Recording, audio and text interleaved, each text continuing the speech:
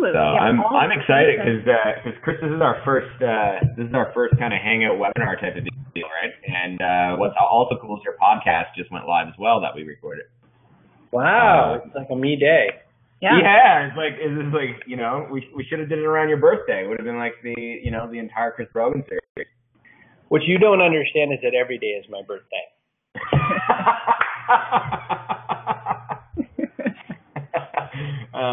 I love that. That's like a paraphrase of that quote near the end of the Avengers where he says, "See, that's my secret. I'm angry all the time." So, but mine's sweeter, right? Like, his is he turns into the Hulk and punches that space slug. Mine is like every day is my birthday. Hooray! Like that. Well, look at the clouds behind us and stuff. We're in a cloudy field. I know. Like heaven. It's a little heavenly, right? I tried putting that cover photo as a background. It didn't work out so well. No, you were 3 feet tall on my iMac. 3 feet tall. Chris, I think you'd appreciate that. This is my gaming center. I love that. Yeah, when you set up that little call for like PS4 and Xbox One, I was like, I'm more like, in my house it's like a gaming history exhibit because my little boy loves like 8-bit and 16-bit games. So we have we have like third-party game systems and like Super NES and like GameCube and like all these like really old-timey Odyssey 2 that my parents sent me, which is from the 80s. And I have an Xbox 360, which I use for Halo. But like, the only thing that's going to get me up to that Xbox One, I'll be really honest, is Destiny. Like that's. I've just bought it. Haven't even opened it. I think Bobby has that too. I think he just started playing it. Well, and the thing is, I'm gone away for 2 weeks now, so the earliest I'm going to be able to play it is the 6th of October. Wow. It's taken a lot it's taken a lot for me not to like bring Destiny on the cruise ship with me next week. Bring my PS4 with me. It sucks when you have something you can't use it. Yeah, I know that feeling. And that is an unpleasant moment in time. Yeah, exactly. You're just thinking, but we could do this. Yeah, exactly. We got all the keeners on here, the people that I didn't even know had links. That's awesome. Can everybody hear us okay? Bill, Christine, Curtis, Michelle? Keeners. Let me know how our sound is. Yes. Perfect. Good. All good. Good in the hood. All right. Awesome. All good. As your didn't you do yesterday a webinar on blogging? I did one on Tuesday. I liked it. I liked it a lot, but I would say that it was what I thought was really interesting was I did a lot to answer questions in real time. I thought that was kind of fun and very dynamic, and the feedback I got, I got a lot of positive feedback, but the negative feedback that I received that was, helpful was that it felt very loose and thrown all over the place. And I felt like I was like, here's some real content. Like I had a huge thing I was working from. Yeah, people. The funny thing is, but this is the thing. You make structure, and then people that like structure. I hate structured like webinars and hangouts because I'm not that. Like we got a list here, like 36 questions, and this is definitely. I really don't want this to be structured. So if you're listening and you're a structured person, then this might not be the best place. I ended up, what I do is, or what I will do is I'm going to record a just me with no Q&A one, and just send that out to the people who are unhappy, and I will give it to them their way, just like Burger King. That is hilarious.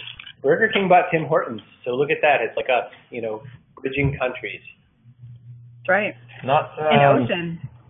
I'm not particularly happy about that, but that's because I'm Canadian.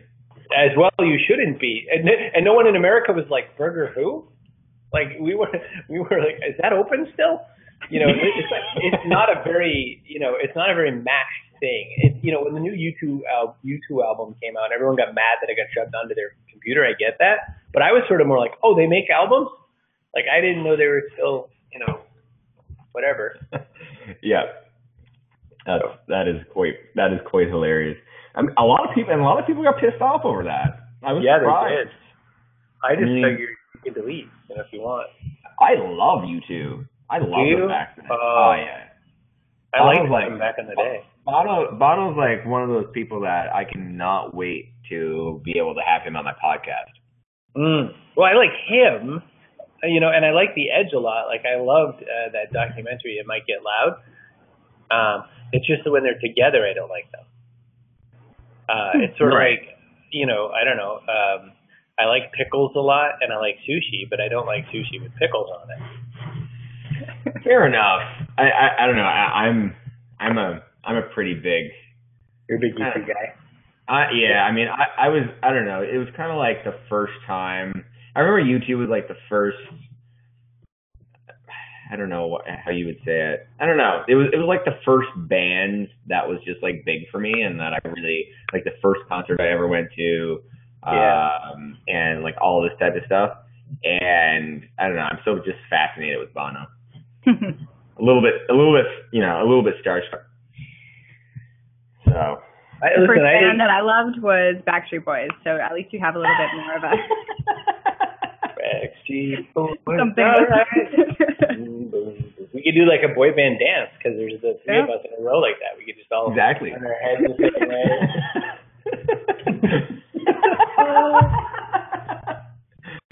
Oh, this is too funny. You think was better? No. Tell me why.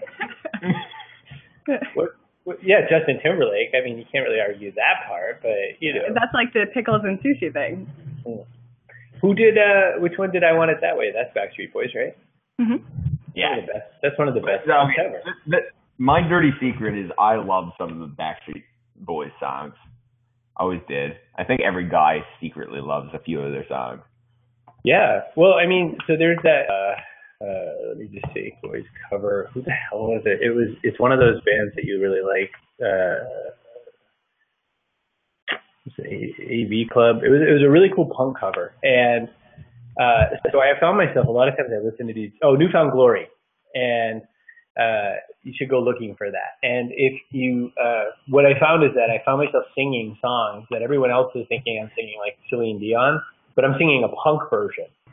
So in my head, it's like near, far, wherever you are, and like, but they're thinking I'm like out on the prowl like Leo.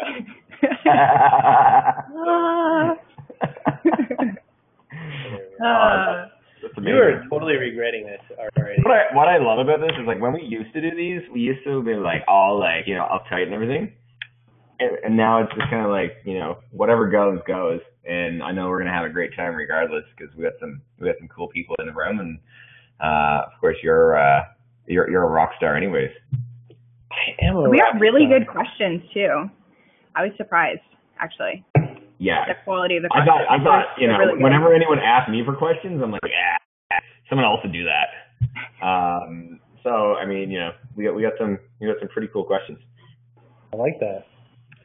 Hi, Jeremy. Jeremy's one of the coolest people ever. Yeah, I had lunch with him or supper with him a couple of weeks ago. So he's in all kinds of cool stuff. Is he not? He's not part of the eat giant pieces of turkey with you. Yeah, what was that?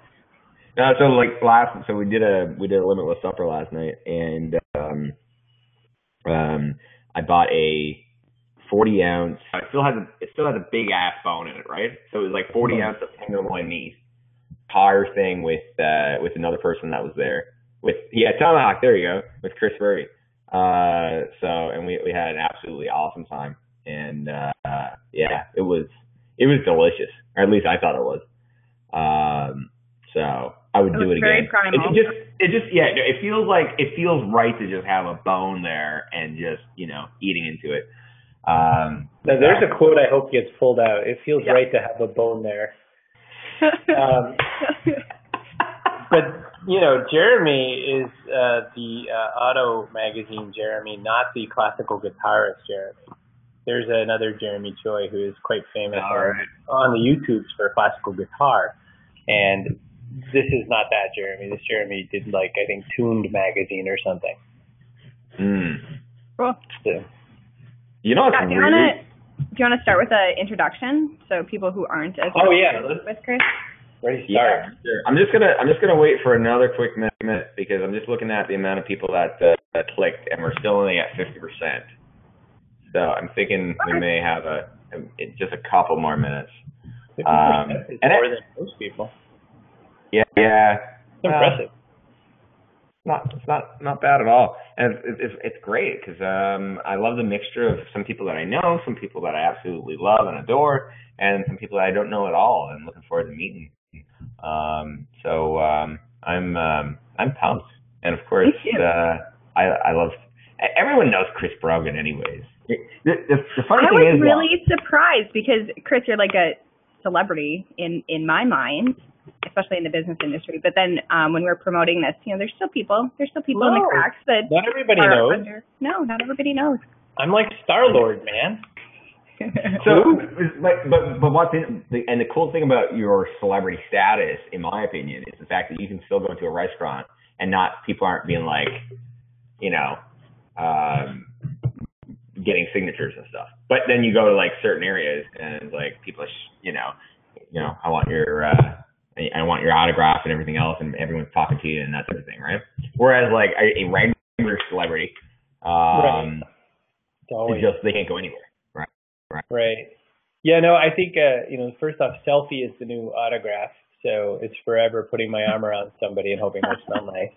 And then, the other thing is I don't know, internet fame, quote unquote, with air quotes, is just the silliest thing. You know what I mean? Like, I always tell people, I said, all I need to do at any time to kind of get myself, out of my own head is just to stand up in any Panera Bread or whatever and say, do you know who I am? No. That's the end of that line. So it's all good.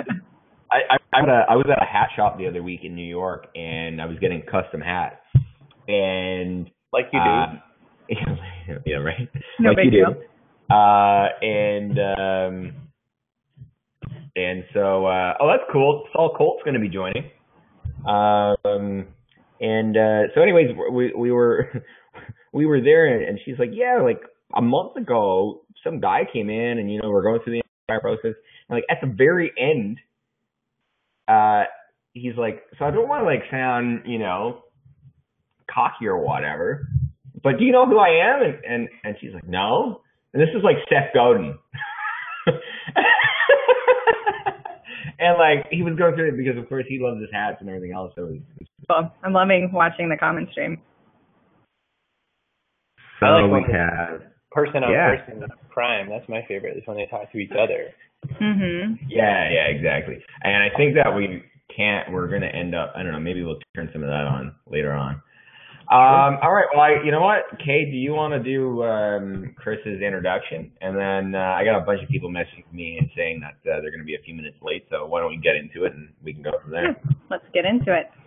So for those of you who don't know the incomparable Chris Brogan, he is the world's leading authority on owning the game you most want to win. He's also a New York Times bestseller, has built a huge online platform, and has consulted for brands like Disney, Coke, Google, GM, Microsoft, and the list goes on. So thank you for being here, Chris. I'm really excited to pick your brain.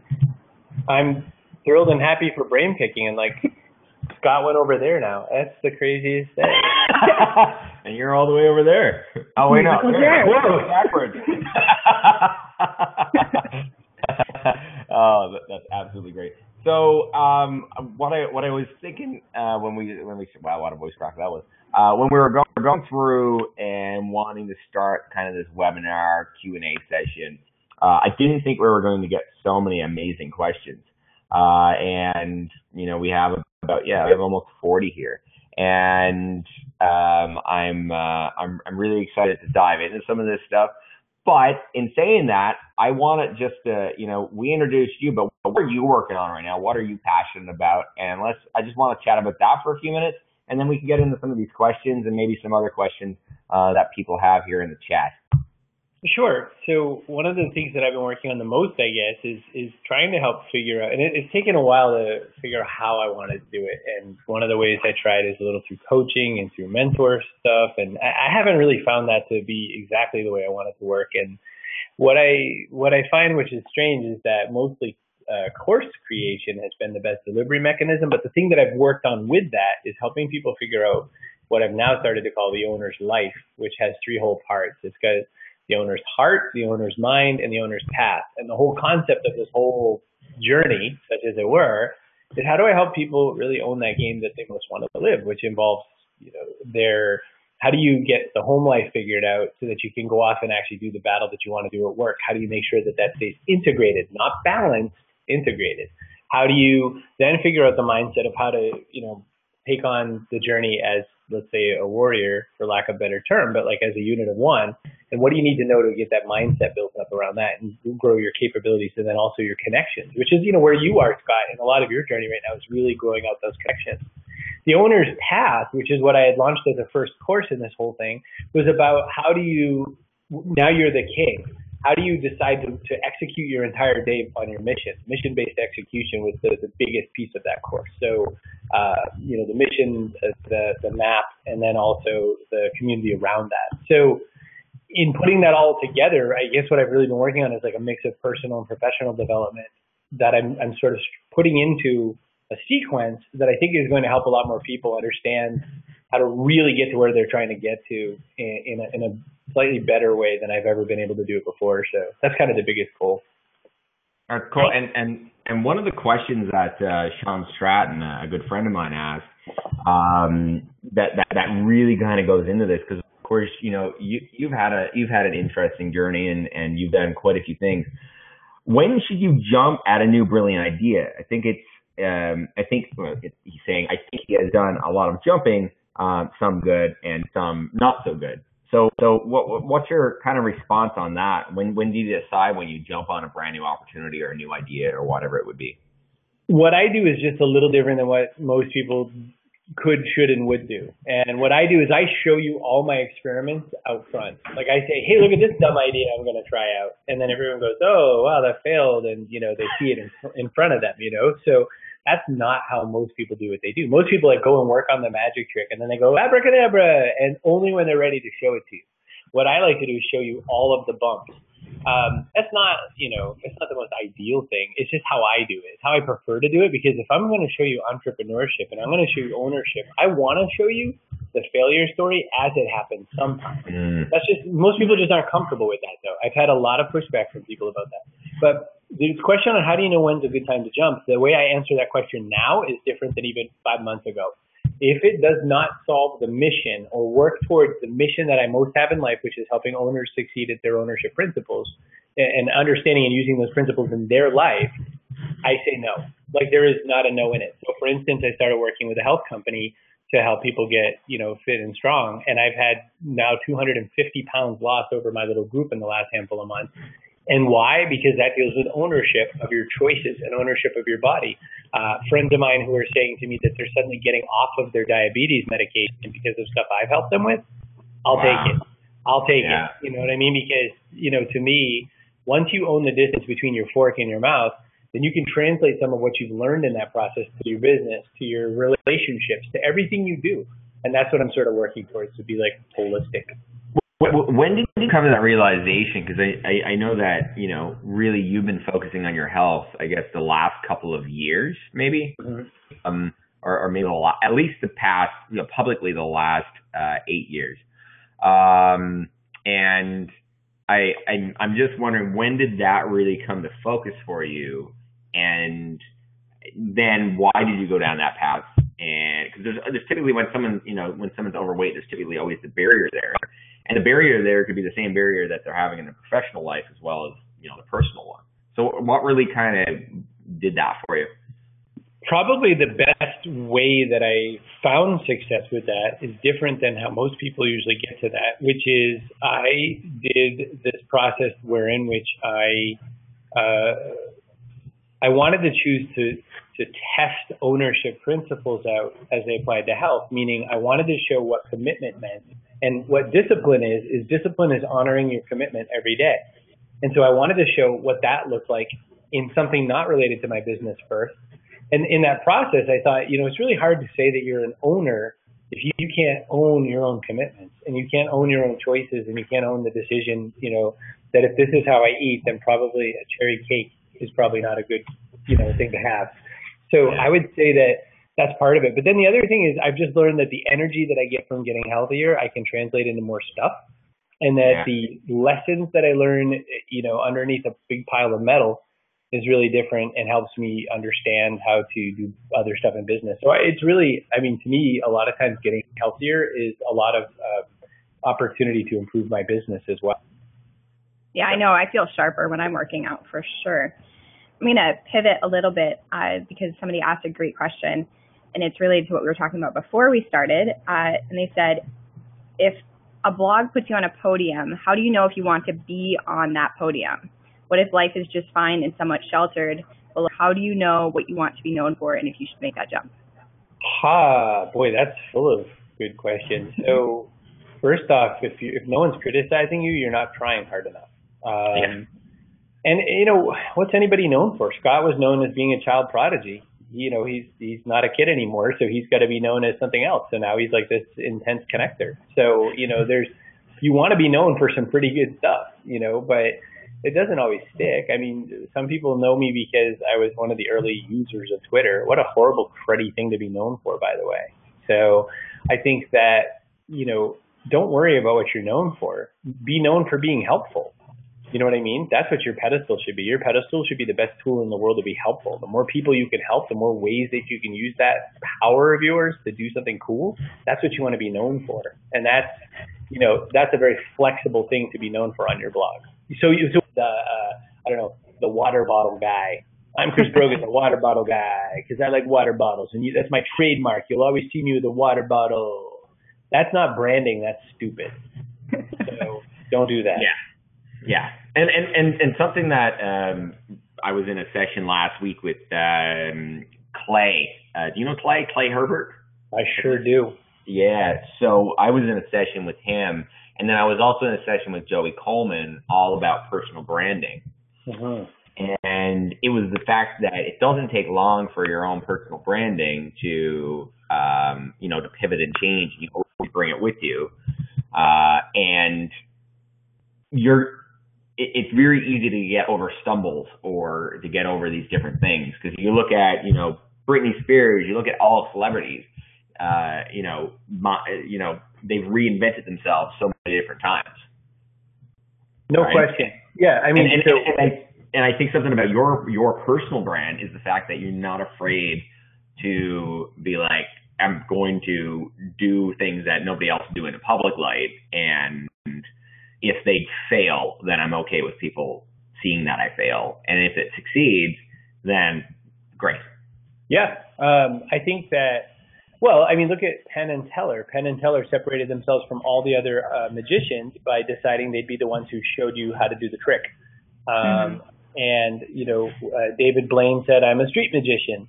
And such a person said, I do this. You know what I mean? And David Blaine became an endurance magician and made even more money by getting stuck in a glass ball or something. So they said many years ago, Coke's the same old product. Now it's open happiness.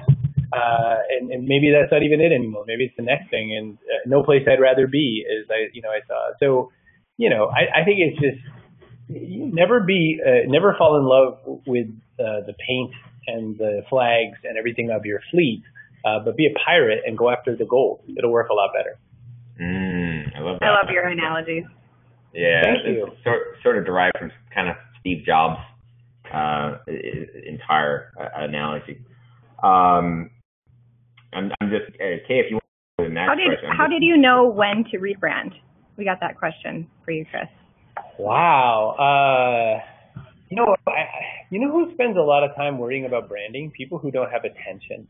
I think that you really just need to focus on being helpful and leave the branding worries elsewhere. But I think that so let's use rebrand in look what Infinitus does. So you've decided to make yourself a much more open kind of a shop. You've decided, here, I'm going to show you, here's our budget. Look at that. Here's our money right in front of you.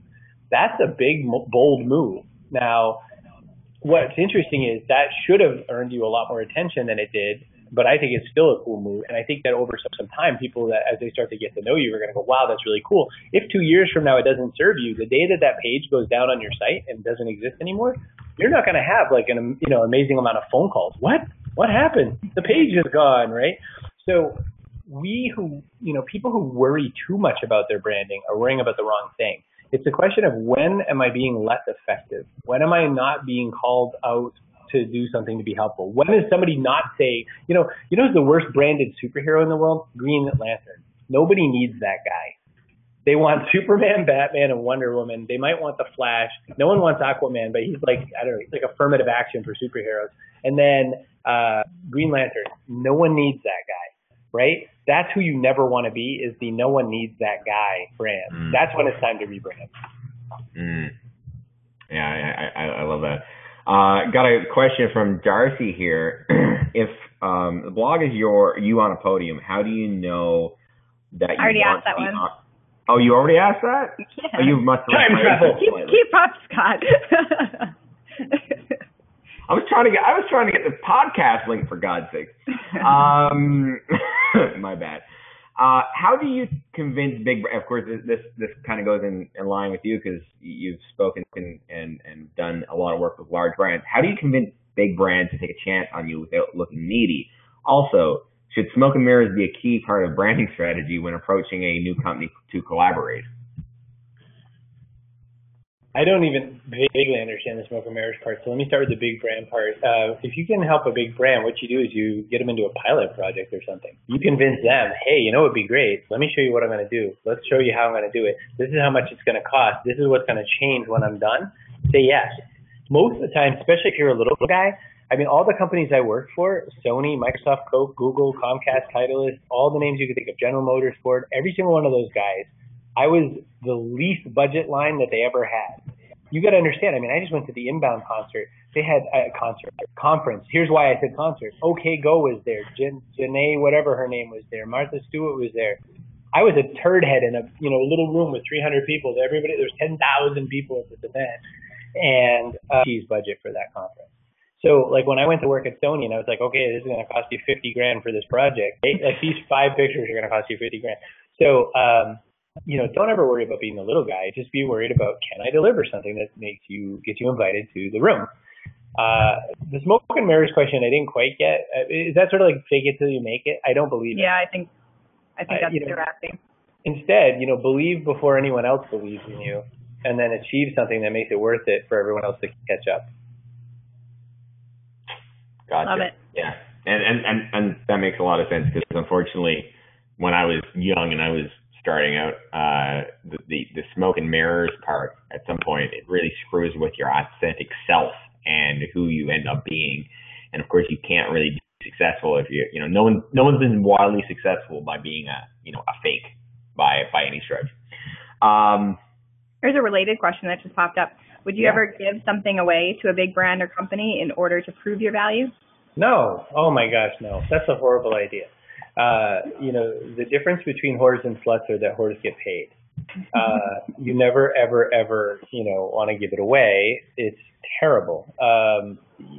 We work on spec only when we're our most desperate. What you may do for free, though, is different than give away your work. Give away your ideas, give away some concepts, go hang out with these people, give away your time. Scott flies all over the place to make relationships happen where there is no direct dollar amount coming up to it. You and Kaye get on the phone all the time to people where there's no direct dollar exchange, but then what comes next is dollar exchange. So I think that's a biggie. Yeah. And even if it's not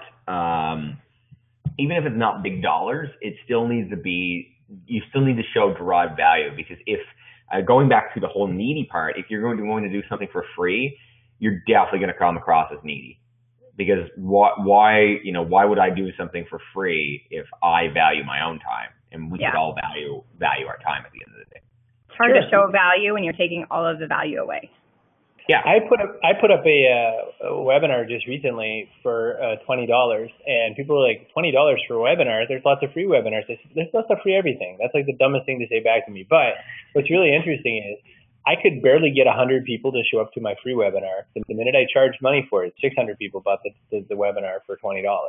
So then, wow. And then a whole bunch of other people bought it after it to play it on demand. So they're paying $20 to not even be able to ask a question live. There's suddenly more value now that I charge 20. It's like what Bain said, no one cared who I was until I put on this mask. Yeah. It's interesting how just a little tiny amount, like we're doing some events now, and we'd love to do them for free, but when you charge money, people actually show up because again, switching gears a little tiny bit here, what is the best way, this comes from Christian, what is the best way to generate quality leads and avoid the tire kickers? And I know you can say a lot on this because your brand has a lot of interesting people in and around it because of your product line. I do everything I can to not have to worry about qualifying leads. Is really hard work. I mean, doing the actual math and trying to make that work. So I put gates up. If someone's just spending time on chrisbrogan.com, there's not even a comment section there anymore, because if you can't even take the effort to get involved with me deeper than the blog, then you don't want me anyway. If you want me, you're going to get on my newsletter. If you get on my newsletter, it tells you right there, hit reply, you can talk to me. Then you start talking to me. You're already qualifying yourself. You start paying for things like my $20 webinar, then you've just qualified yourself more, because then you might actually want a $500 course. When you're a big, huge company, the same thing works the same way. Someone will say, I bought your book. I liked your book. The CEO wants you to come in and talk. Great. Let me tell you my fee. And next thing you know, that's happening. And so the only other thing that you can do wrong in that moment is sometimes if you charge too soon, you miss the opportunity to charge more. But sometimes if you charge too soon, it also helps with the tire kicker problem. Because when I tell somebody, somebody wants to quote, pick my brain, that's a $25,000 job. And so you could call me on Clarity for $500 in an hour, and that's fine. I've had some great 11-minute phone calls on Clarity, because people just I can do this by the minute. Absolutely. Bye, hooker. And then they hang up on me, and it works.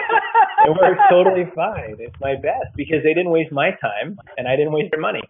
So I will tell you that I do a lot of qualifying. The other thing I do for qualifying, by the way, is some of this other stuff. Being willing to be vulnerable bothers some people. And if I want to work with people who want me to be vulnerable.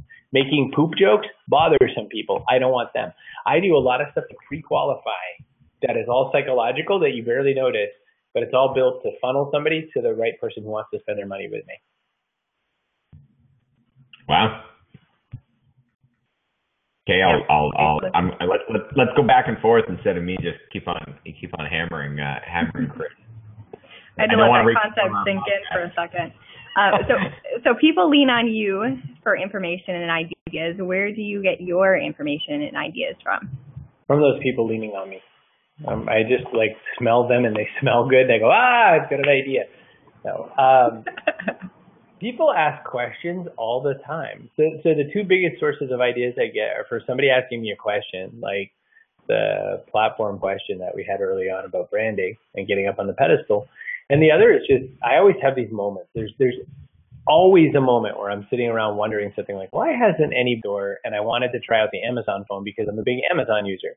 And it took 45 minutes for them to upgrade me to this phone, which I summarily found out I immediately hated because I couldn't download Google Voice on it and any of the other Google branded apps. Because even though Amazon is Android, it's not really. It's floating on its own little island on top of it.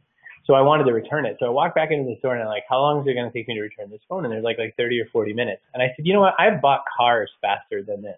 I've bought cars faster than it takes you to do all this stuff.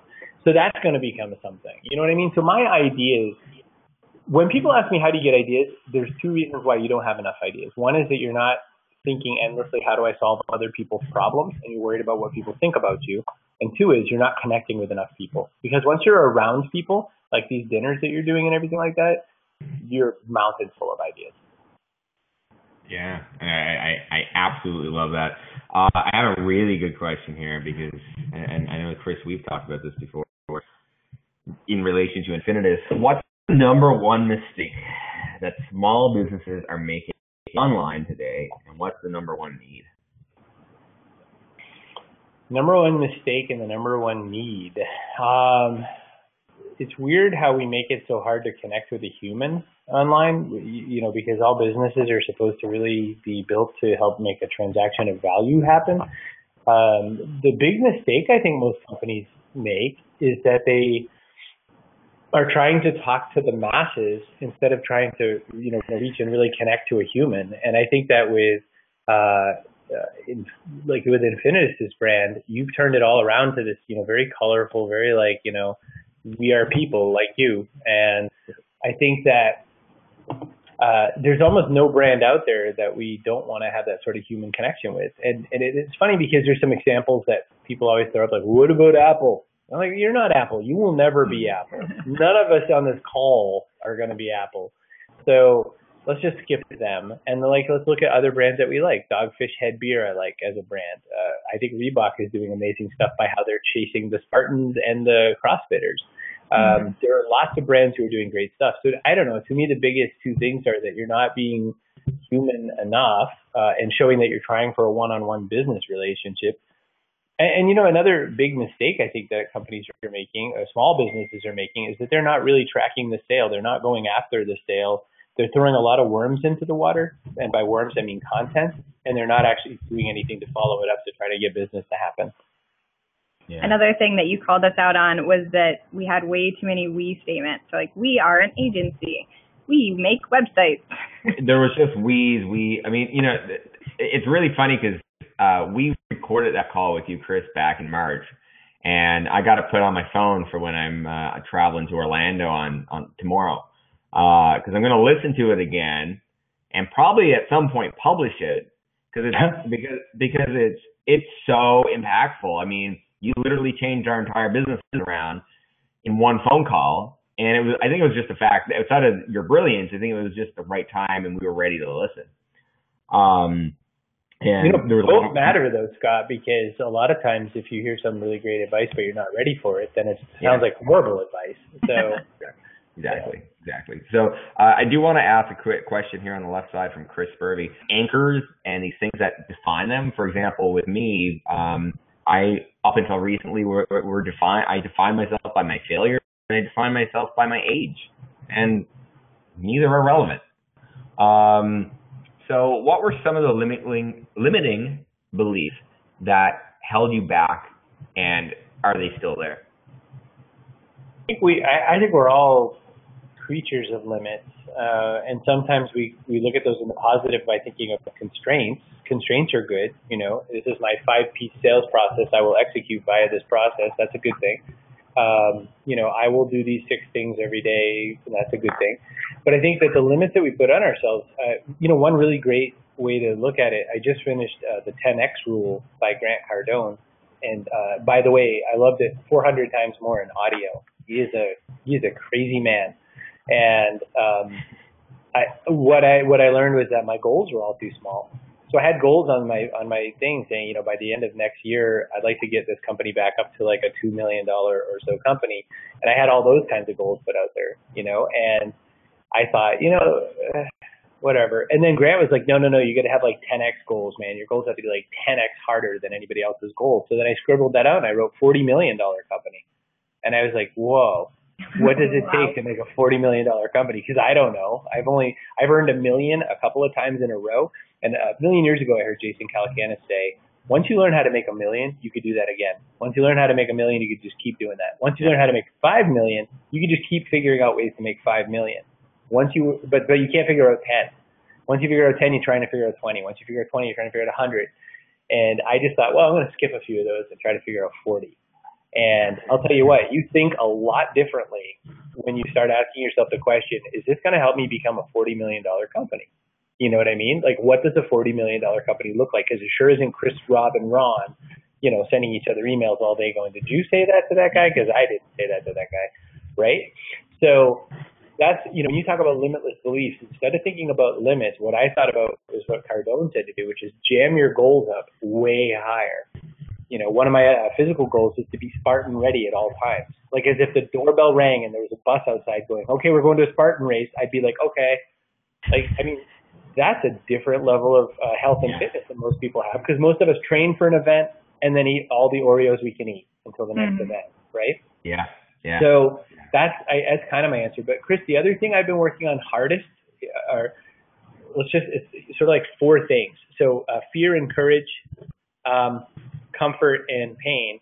We understand we have to get out of the comfort zone. We just don't understand how far out of the comfort zone we can endure. That's the big one, and that's the easiest one to work with.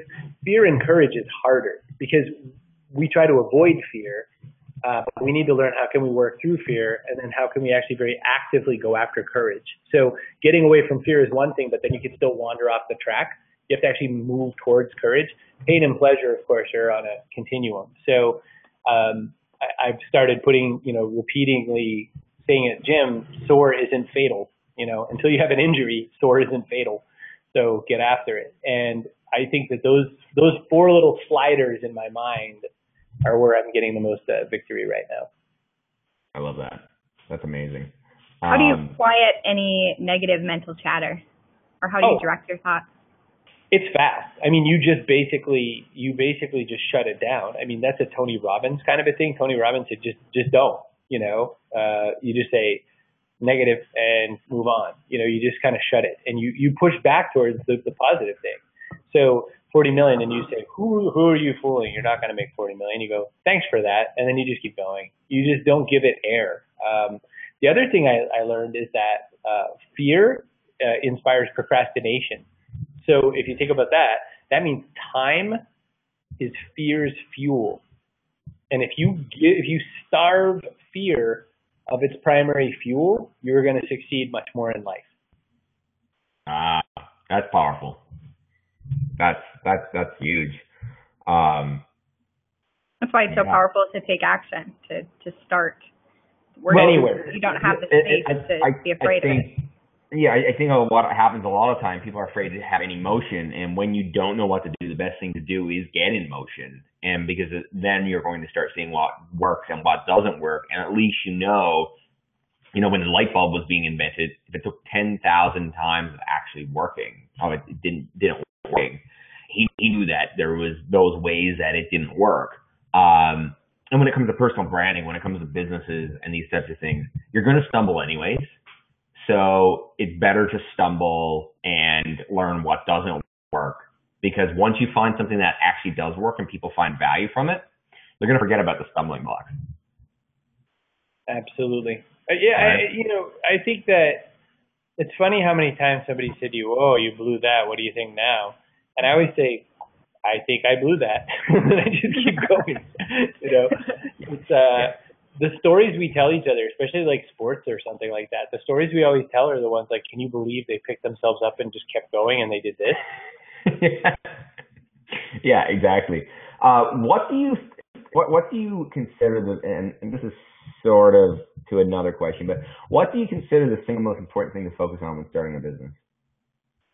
Help. Be helpful. Be helpful. Be helpful. Be helpful. If I were going to get a tattoo, I would either get like a Daffy Duck with a hockey jersey, or I'd get the words "be helpful," because I think that would be really, really, really good. Because I think that's the number one thing in business, right? Business is adding and providing value. The exchange of value is the whole soul of business. So that's the deal. Yeah, that's something that people don't spend enough time on. They don't spend enough putting people around them that allow them to get further, and they really discredit how important that is. And they get in fear. Yeah. It's fear, Scott. Everyone's so afraid that someone's going to think they're stupid, or that they're not good enough, or that they're not important. But when someone's coming to look for a solution, they're not going, man, I hope Scott Oldford is really smart. I hope Kaye Putnam is so brilliant. Man, look at her clothes today. You know what I mean? What they're thinking is, oh man, I've got a problem. I need some help. You never wonder what the plumber had for lunch. Nope. You know what I mean? You're just like, oh, you've got to fix this toilet, dude. That's the problem. So I think it's fear does that though. Because I'm not worthy. I'm not enough. I'm not good enough. I'm not going to succeed. That's the tape we're playing in our head. This guy Garish asks this question all the time. Hey, who here meditates? Who here has mantras playing in their head all the time? And almost no hands go up. And then he goes, oh yes you do. They're just not good mantras. They're all your bad things that you say to yourself all day. That's very, very interesting. How can you tell when you have the right people? How do you know when your team is really performing, and can you motivate them to perform, or should they be self-motivating as per good to great, if I can call it? Oh, these are so difficult. You have smart people. I know, right? I feel like I have to study for you. All right. So, you know what business owner and leader doesn't want you to have the most motivated, self-motivated team in the world? Like, I can't imagine a survey going, which would you prefer? A, really self-motivated people. B, people you have to drag to the trough. I'm going to guess A, but I think that it's really, what you put out for carrots and what you offer for sticks really tells a lot about what you're going to get. I mean, if you are, if you're motivating people with money, then you're going to get the people that are motivated by money. That's not really going to help you very much. If you're motivating people with the sense of ownership, then you're going to get a different sort of person if they're used to that. There's this Canadian story, given that 90% of your room is Canadian, about one of these times where one of the groups of Inuit were given a whole bunch of housing and whatever, and then they came into it, and there was like a news show about how they were tearing up all the housing and all that. And it was that they didn't really understand the value of it. They didn't understand why they were given it. In fact, it just seemed a little weird, and so they didn't treat it like much of anything. I think a lot of times in our life, when we are given something that we don't understand the value of, or we're given something for free that other people have had to earn, we don't respect it. I mean, I feel like everyone's dad when I say that, but everybody in this call has done that. Everyone has had that moment where you were given something you didn't quite deserve, and you didn't treat it the way you should have.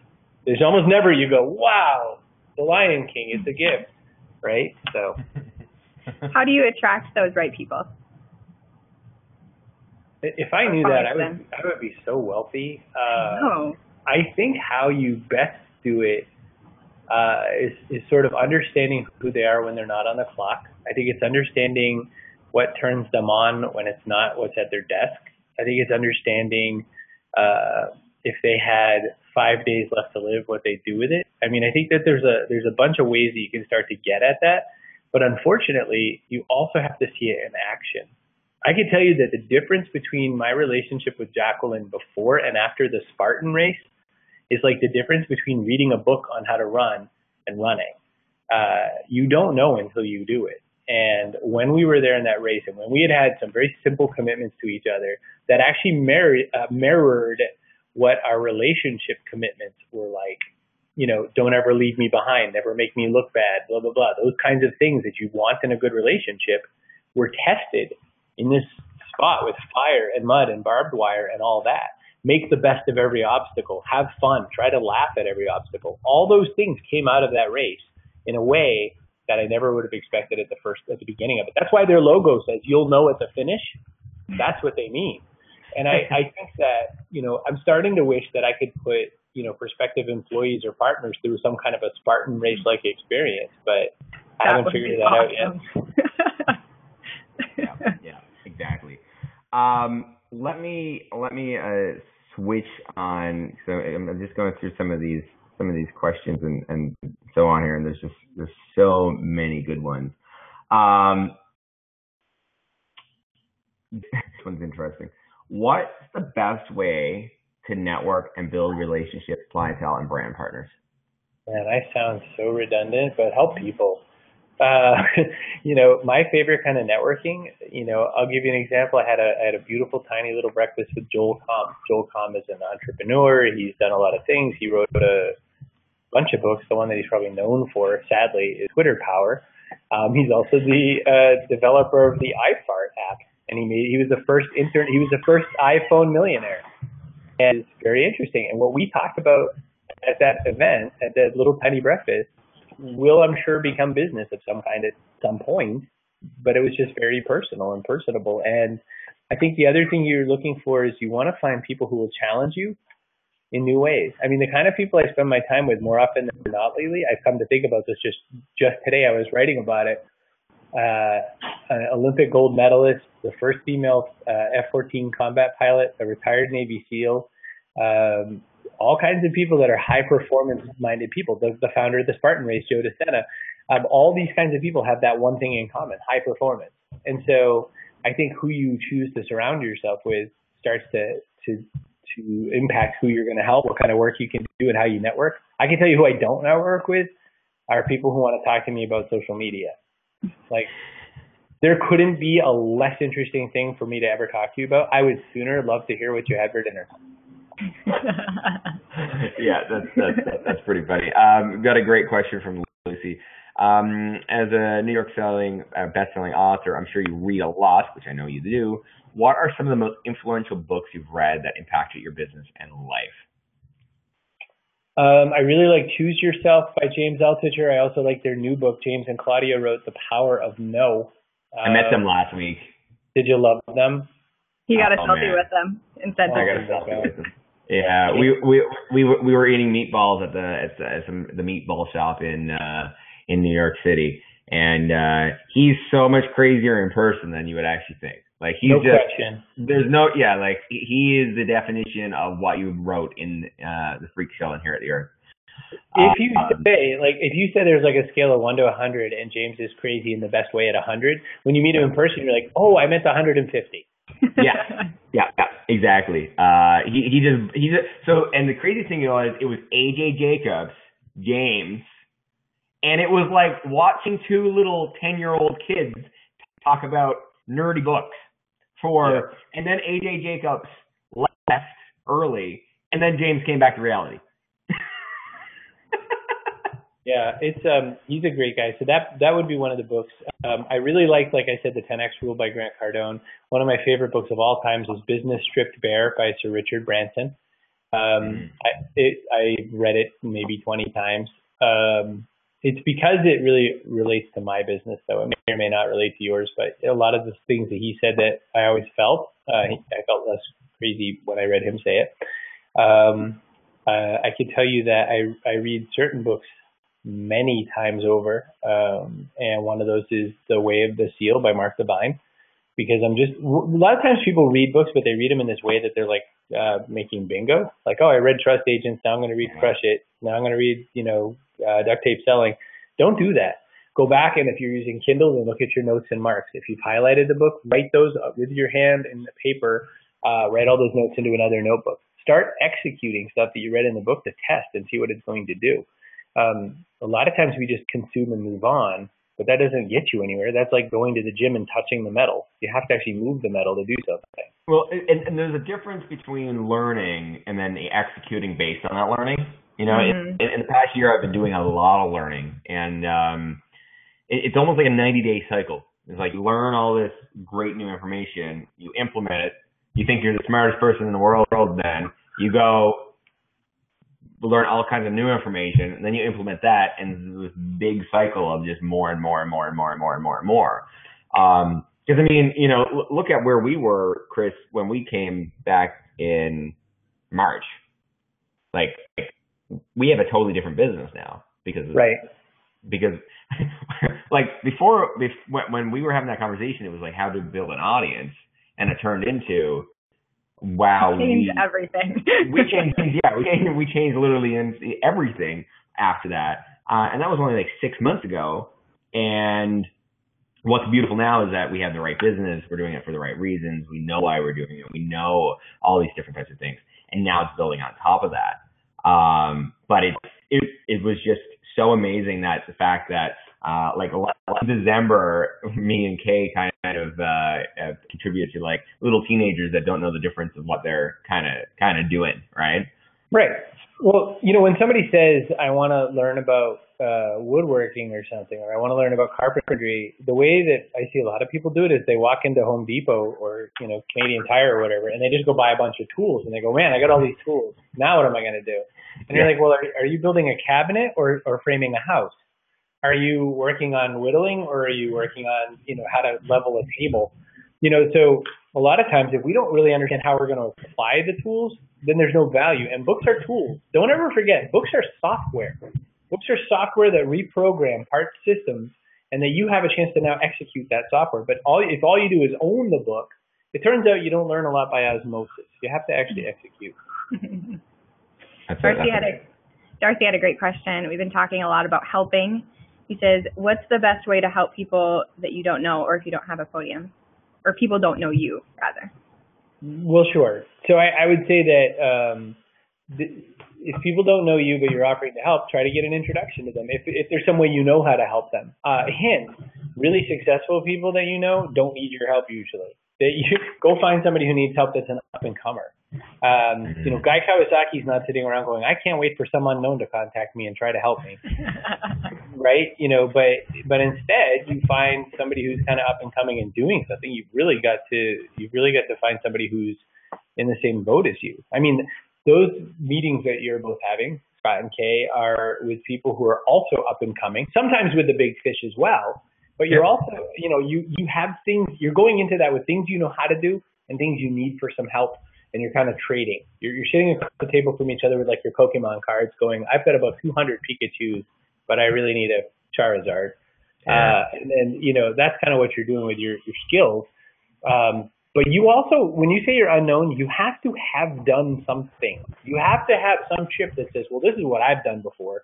Even if it's small, start there and then make a new set of chips. Keep winning little games until you can win a bigger game. But if you come in just saying you know something, but you haven't done it, I could care less. No interest in talking to you. Stephen Pressfield told me he hates talking about writing with aspiring writers, but he'll talk all day with a published author. Mm-hmm. Yeah, exactly. That's pretty brilliant. Got a question from a good friend, Terry, and he's very much doing this in his. When you are disrupting a traditional industry with a new model, how do you deal with the resistance to new ideas that many people default to? I find the yes people, not the no people. It's really weird. So just a really simple example. Again, I promote a health challenge. It's mostly for losing weight. It's also for gaining muscle. And I had this guy say to me, well, what if they're fit? I was like, what if who's fit? He's like, what if the people I'm trying to promote this challenge to are fit? I said, why would you promote a challenge to people who are fit if you're mostly trying? 81% of Americans, for instance, are fat. That's who needs the product. Why are you going to find the skinniest person you know and go, hey, I think this would be good for you? Like, that seems like the dumbest model. So Terry, as that translates, if someone's open to your idea versus resistant, make them say yes. Have them introduce you to the next person who says yes. Get as many yeses going and make a bucket full of yes. Why walk around saying to people, I don't know why you don't like this? Nobody likes it. Look, the Bible is a story of a dude showing up with new ideas because everybody else was still, stuck in the Old Testament and doing it wrong, according to the, Christians. And he basically walked around going, screw all that. Let's just do it new. You know how that story ends, right? Life is like that. Anyone who's got a new idea gets crucified. But that's okay, because if your idea is worth it, it rises again. Yeah, you just got to be there long enough, and you got to have enough runway in order to allow people to buy into that overall idea. Totally picturing like walking around with a bucket of yeses now. That's absolutely great. So, Chris, your mission is very much in bringing people through the owner's path, the owner's mind, the owner's heart, correct? I got those three right. And what are the biggest challenges that people are having going through this and looking at themselves in a different light? Oh, what a delightful question. There's probably two or three. One of them is that they're coming to me saying, I want you to teach me how to blog better or tweet better. And I'm like, that's not the problem. And then the other one they're saying is, I want to do this. And then they're saying, no, I don't. You know what I mean? They're like, they want it, but they don't want to do it. They don't want to do the work. So, everyone wants to be fit. No one wants to not eat the Reese's peanut butter cup. And so I find that there's a few things, working with fear, working with pain, and working with commitment. It is amazing how many people still are slaves to their excuses. Suze, who is watching this live with us right now, Suze went right past her excuses. She's doing the work. She's getting herself healthy and made a choice to do it. And so there's a lot of what's going on in my business where I'm having to, I feel like Dr. Phil in Tough Love all the time. I feel like I'm just forever going to people going, look, let me just ask you something. You told me, like, let's say fitness. You told me the scale isn't moving, but you're doing everything right. Are you doing everything? Yeah. And then it always comes out of them. Well, except for the fact that I'm not sleeping as much as you told me to, except for the fact that I'm not drinking as much water as you told me to, I'm not exactly following the meal plan that we agreed on together.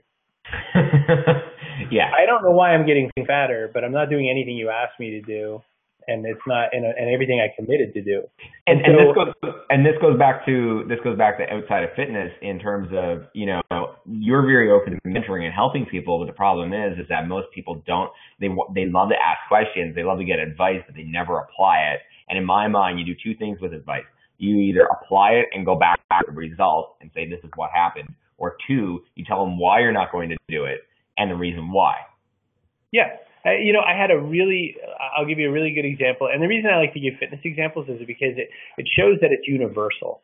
You know, business, people say to me a lot of times, you know, you seem a little more like a therapist than you do a business person. And I always say the same thing. Yes.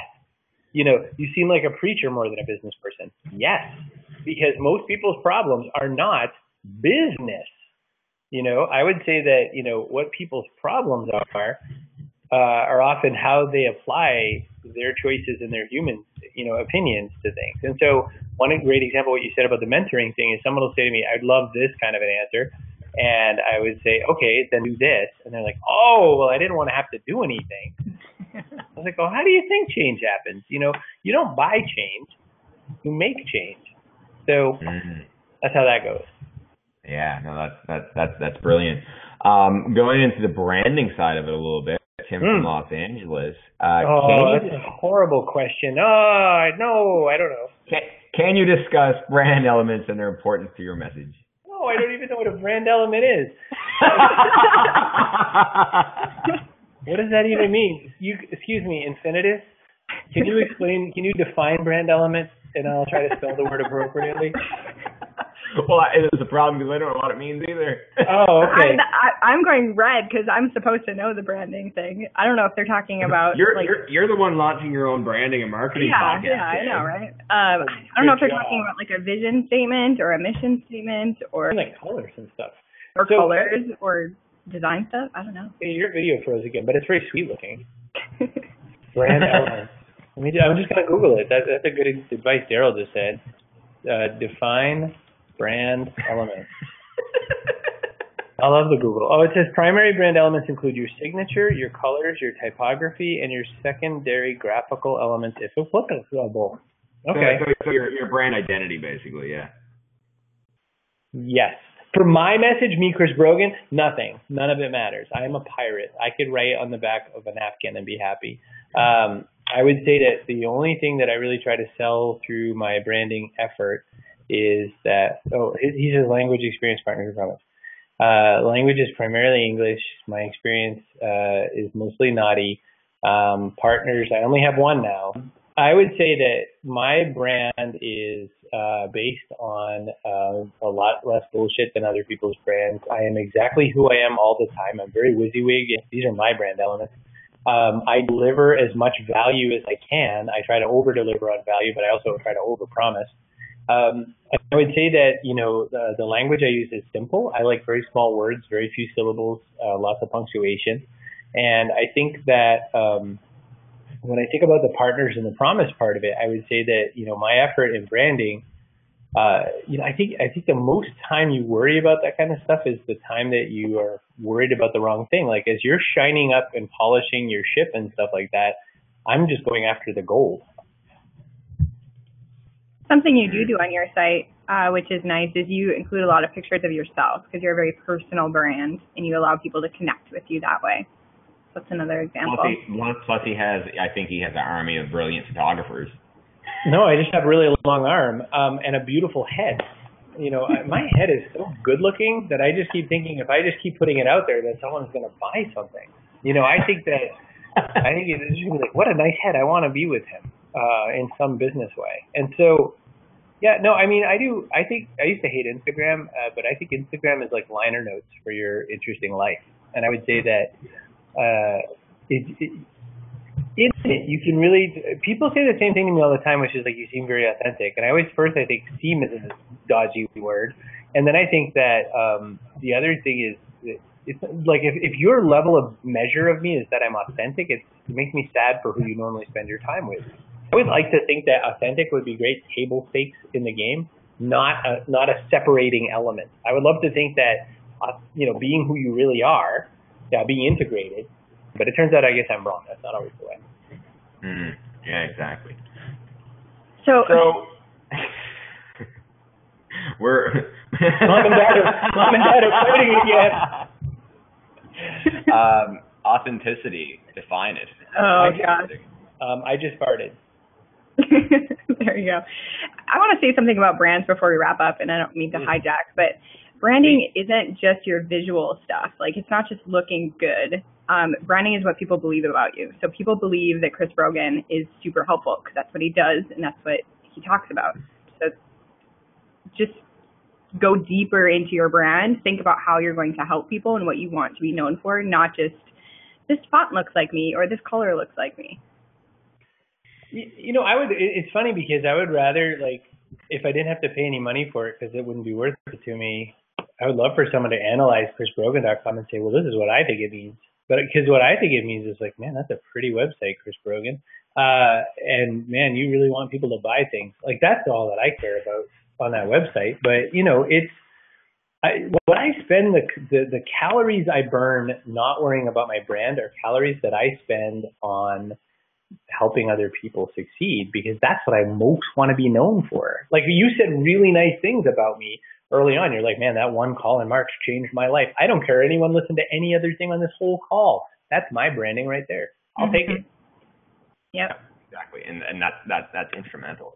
One thing I was also going to ask, and I saw Darcy said it as well, by all the things, how can we help you, Chris? Really, the one thing I want in return for all your kindness is if you don't already get my Sunday newsletter, just go to chrisbrogan.com and get that. Only because it is the gateway drug. It allows me to write back to you. Yep. And that's, I think, Chris, your video just froze up for me. You still there? That's how you can help. And you helped me already just by being here and being who you are and telling me good stories. And I get to spend time with Kaye and Scott, so it was all good. Yeah, Thank you. This was a whole lot of fun. Yeah, so everybody, I just posted, we'll send out the link after with the recording of this. Chris's interview went up, and Kaye, of course, went up on a Limitless Business podcast just then. And certainly, if we can help in any way, or you need anything at all, just push the reply button on that email when you get it, and more than happy to help. And I think Chris is gone. So that's all we got for today. Hopefully you got some value out of this, and I did as well, because we're going to be doing these on a monthly basis to write a little, one sentence, testimonial or something, so that we can get more brilliant people like you to come to things like this. Holy crap! So many messages. All I saw is I'm a poop whore. All right. Thank you, everybody, for being here. Appreciate it. And thank you, Chris.